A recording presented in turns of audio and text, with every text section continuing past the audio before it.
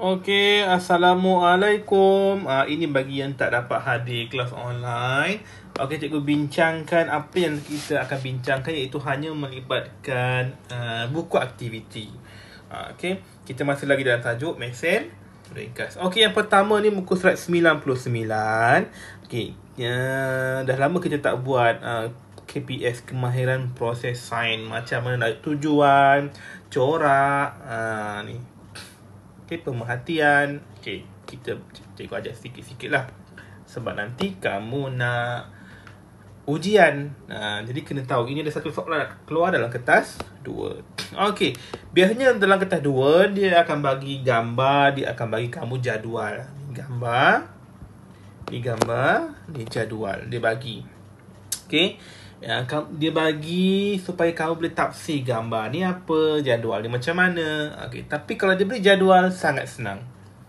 Sangat senang. Okey, bila dia dah beri jadual, dia dah beri pemboleh ubah sebenarnya. Okey, pemboleh ubah ada 3 yang cikgu ajar. Okey.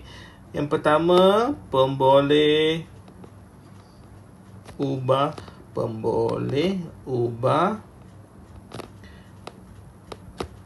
dimanipulasi. Okey, pemboleh ubah dimanipulasi ni adalah apa yang berbeza. Okey.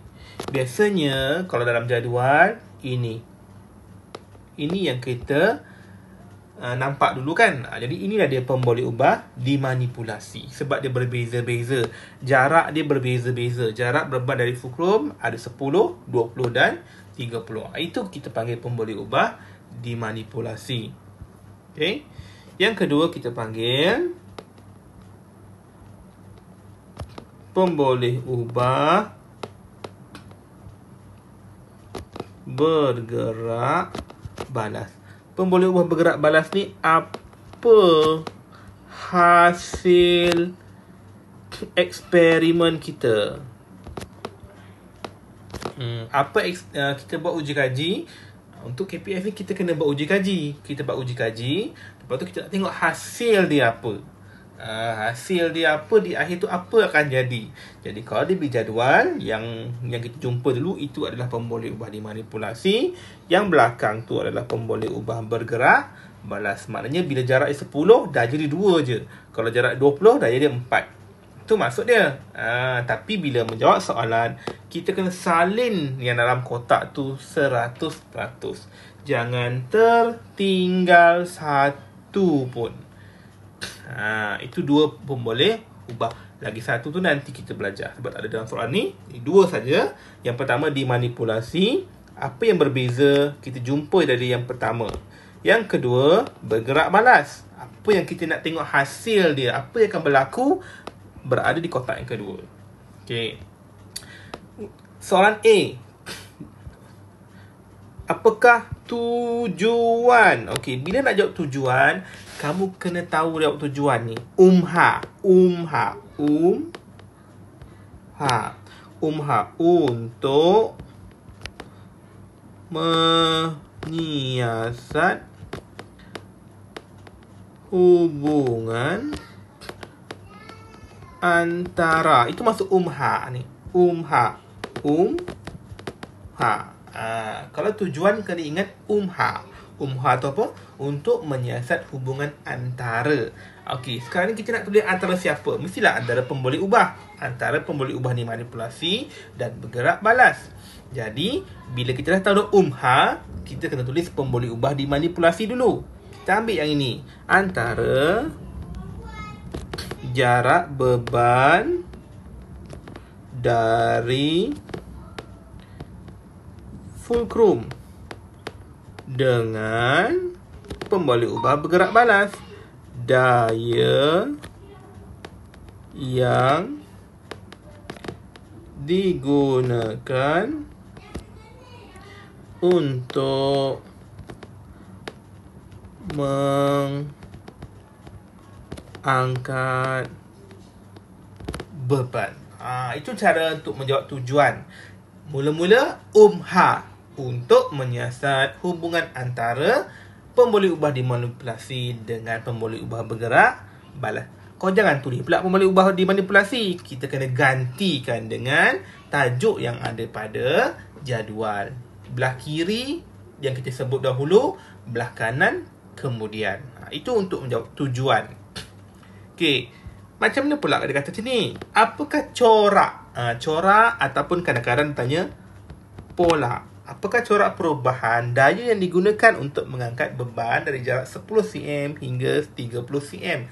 Apakah corak perubahan daya yang digunakan? Jadi kita tengok dekat daya. Daya dekat sini. Ni.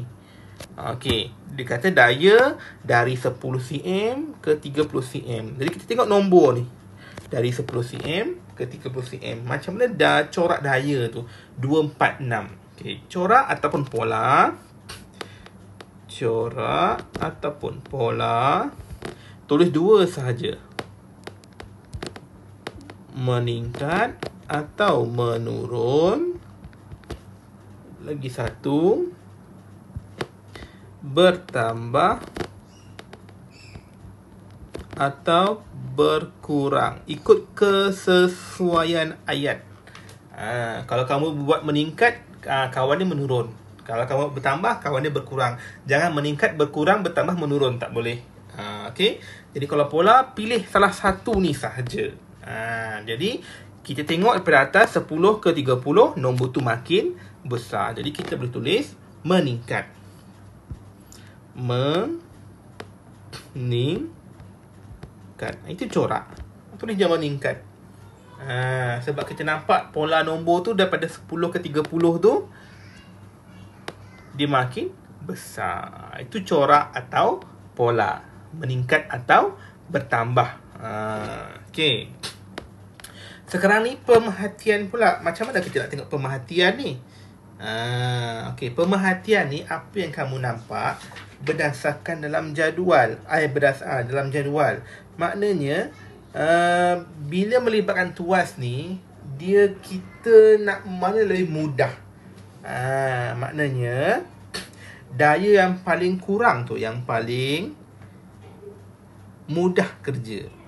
Maknanya kalau daya lagi banyak tu lagi susah.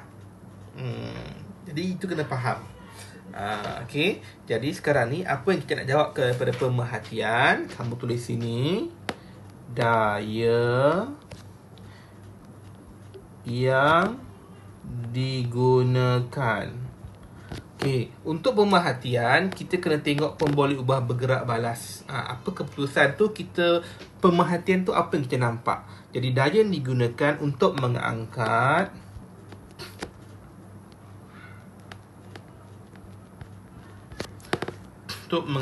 beban paling ringan.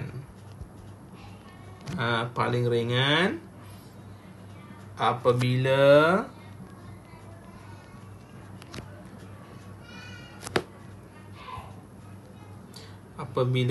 jarak beban dari fulcrum paling dekat. Okey, tengok sini. Dia lagi dekat beban dengan fulcrum ni, lagi mudah ataupun lagi senang ataupun lagi ringan daya diperlukan sebab dia dekat. Bila jauh tu, dia lagi payah untuk kita mengangkat beban. Jadi kena faham prinsip tuas. Okay. Dan di inferen ni adalah sebab kenapa berdasarkan pemerhatian kamu kata beban yang paling ringan apabila jarak beban dari fulcrum tu paling dekat. Jadi kenapa kamu kata macam tu?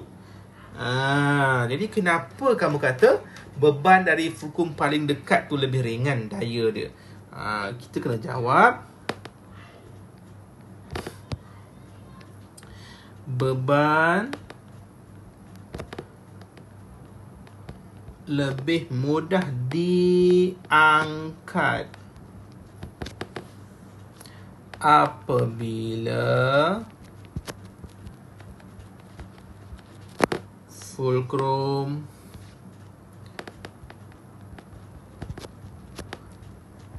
paling dekat dengan beban. Jadi beban tu kita kena bagi dia dekat dengan fulcrum supaya lagi senang daya kita nak angkat dia. Tu maksud dia.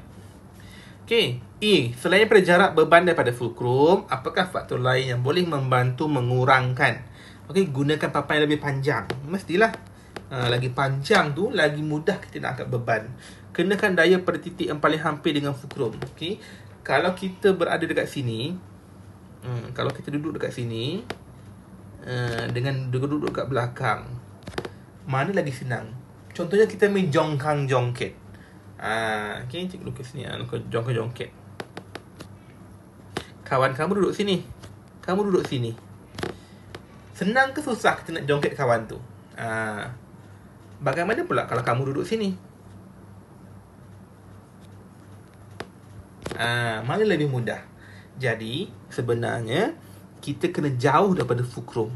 Daya tu kena jauh daripada fulcrum, baru lebih mudah kita nak angkat beban. Jadi nombor 2 tu tak betul. Nombor 3, kenakan daya pada titik yang paling jauh. Ya, kita kena buat paling jauh. Ingat dia jongkang-jongket. Fulcrum ni ingat jongkang-jongket.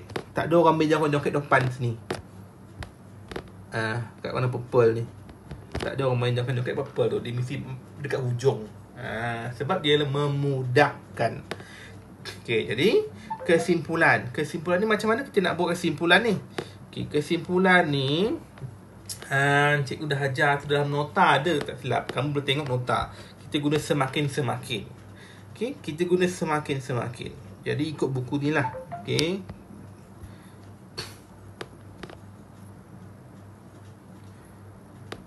semakin jauh jarak beban dari fulcrum, semakin banyak daya yang digunakan untuk mengangkat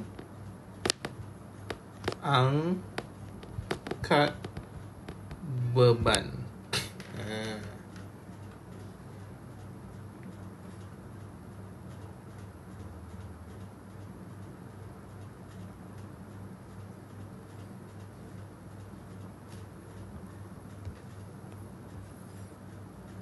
Okey, seterusnya.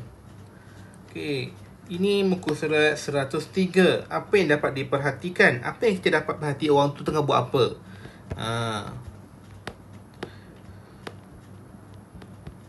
Seorang lelaki sedang mengangkat tong ke atas lori. Okey, ke atas lori. Okey. Kemudian B tu dia kata maklumat menunjukkan masa yang diambil. Maklumat di bawah dia kata 1 jam diperlukan untuk mengangkat 20 tong ke atas lori.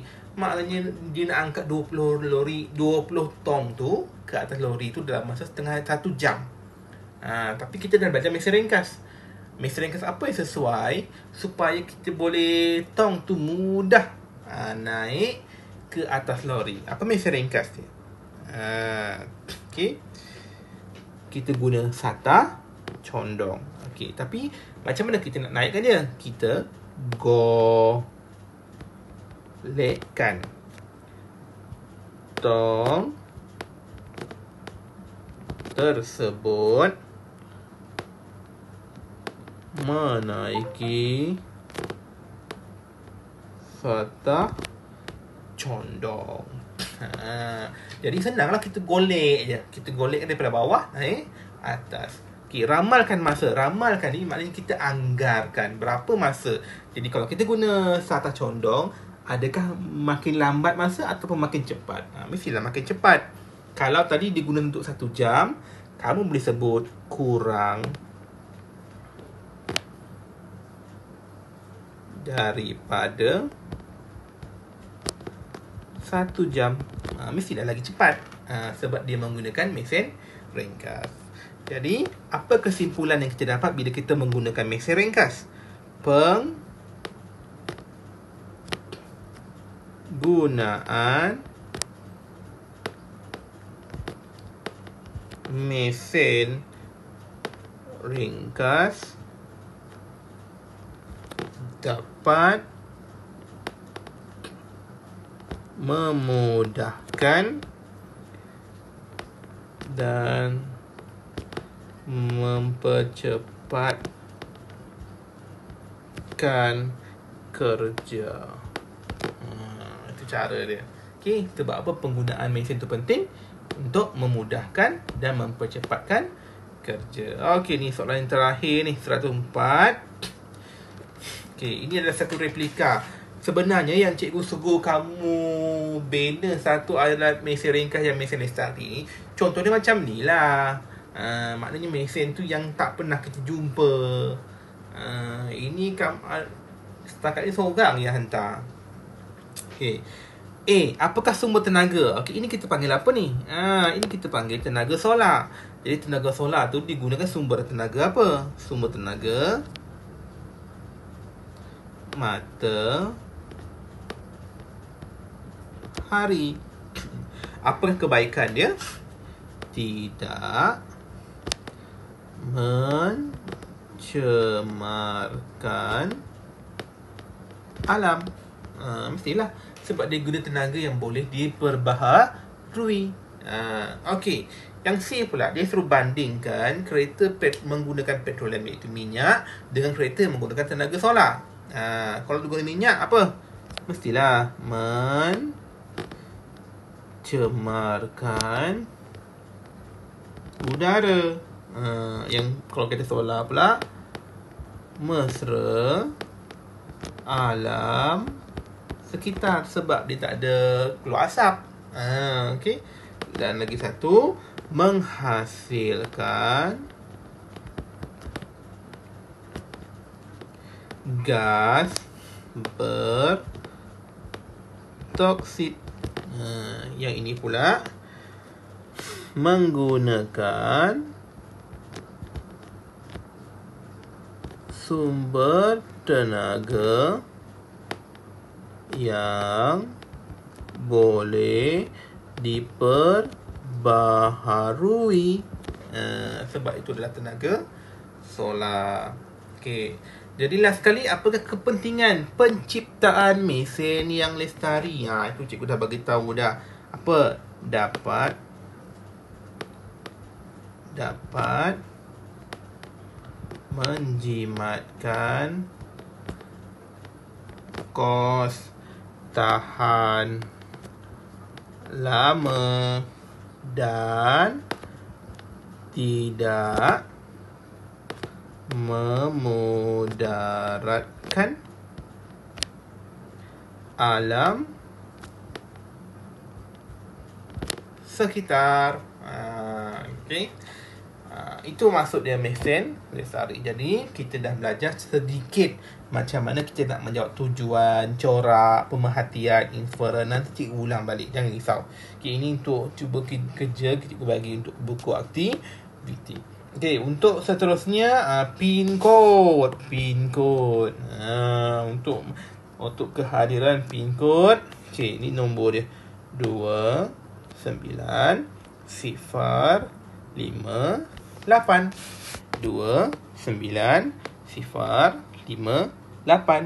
Okey, jadi selamat menjawab. Itu saja dari cikgu. Terima kasih. Assalamualaikum.